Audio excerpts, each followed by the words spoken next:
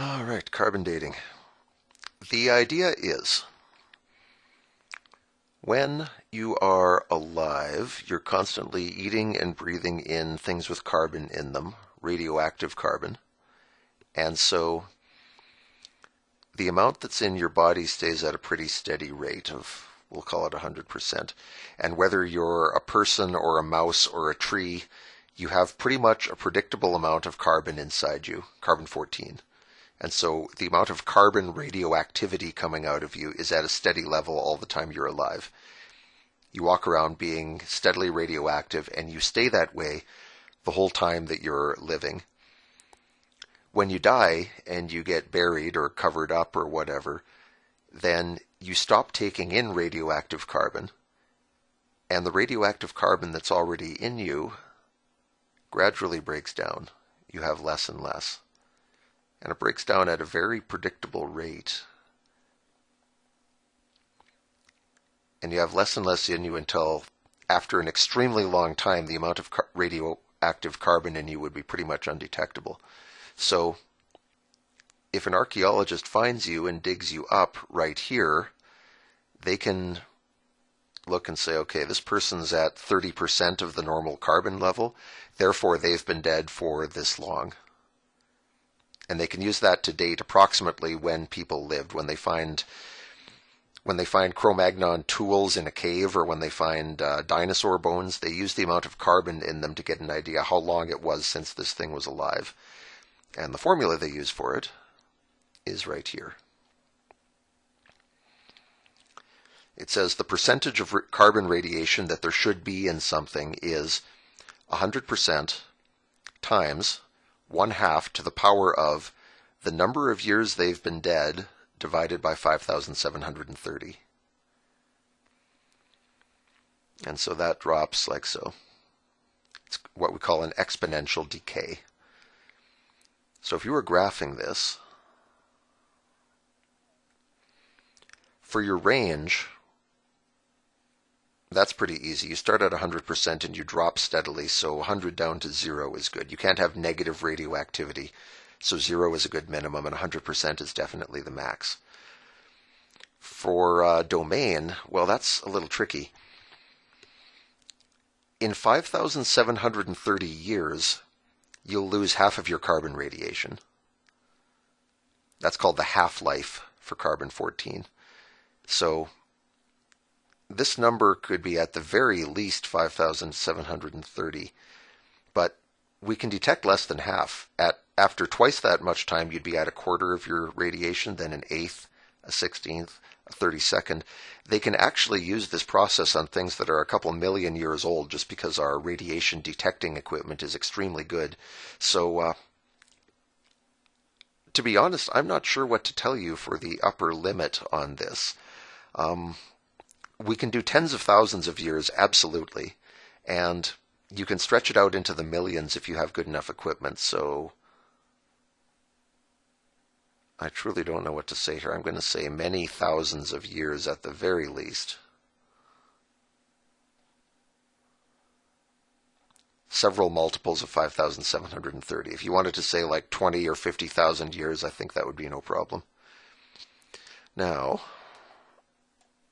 sorry for the vague answer, but this depends on how good radiation sensing equipment is these days, and I'm sure it's excellent, but I don't know enough detail to tell you for sure. Graph the function using a calculator. Okay, we can do that.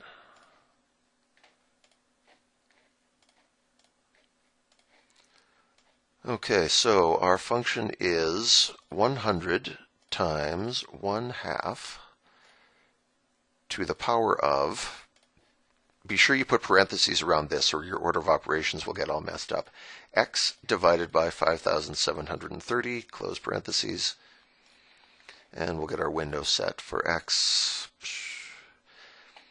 They tell us to go to 20,000, so I guess I don't have to guess anymore. And for a y, we'll go 0 to 100, because percentages, that's a pretty natural range to cover. And there's our radiation. It drops fast at first, and later, when there's hardly any left, it drops slower. May 2012, a family in Whitehorse was digging up their basement when they discovered what were believed to be the remains of a prehistoric bison. An online article in the Globe and Mail indicated that paleontologists thought the bones might be about 10,000 years old, but that carbon dating results were required for verification. If it is 10,000 years old, then what percent of carbon-14 should they find in the bones? According to our formula, the amount of radiation should be 100% times 1/2 to the power of 10,000 divided by 5,730. So, yes, we can do this graphically, and I will in a moment, but I'm going to show you first how to do it without the graph. 10,000 divided by 5,730 is 1.745. 1/2 to the power of 1.745, we'll pile on the decimals, what the heck, is that, and multiply that by 100. This bison should be down to about 29.8% of the normal living amount of carbon-14.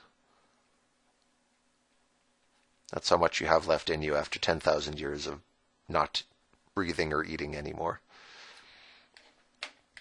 And, coming further down, a bone fragment with a carved image of a mammoth was discovered in the southern U.S. in Florida in June 2011.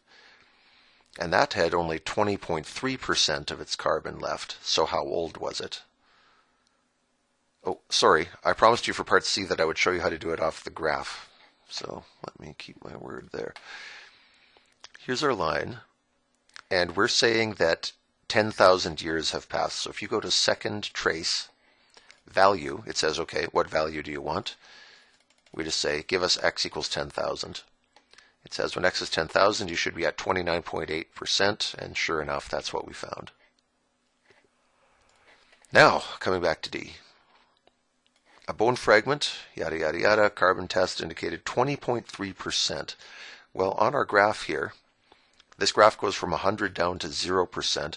What if we put in 20.3? There it is. Here's the 20.3 line. Where are we when we cross it? Second trace, intersect, enter, enter, enter. It says the crossing point is we will be at 20.3% after 13,182 years. Now, this test isn't that precise, and it's kind of dishonest to say 182 years when you don't really know it's that good, but we can say